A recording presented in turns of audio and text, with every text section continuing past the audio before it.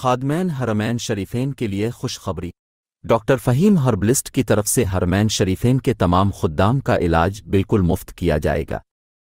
सऊदिया अरब में हरमैन शरीफैन के तमाम खुद्दाम यानी मस्जिद हराम और मस्जिद नबवी के जितने भी वर्कर्स हैं, खादिम हैं, उनका इलाज डॉक्टर फ़हीम हर्बलिस्ट की तरफ से हर्बल हिल्स क्लिनिक की तरफ से बिल्कुल मुफ्त किया जाएगा। उनको हर तरह की अद्वियात भी मुफ्त दी जाएंगी। मज़ीद तफसील जानने के लिए Madina clinic, Dubai clinic, Pakistan clinic के नंबर्स पर राब्ता करें। ये जो वीडियो आप देख रहे हैं ये आपके पास अमानत है। आपके पास खादमैन हरमैन शरीफैन के जितने व्हाट्सएप ग्रुप हैं, नंबर्स हैं, उन पर यह वीडियो भेज दें।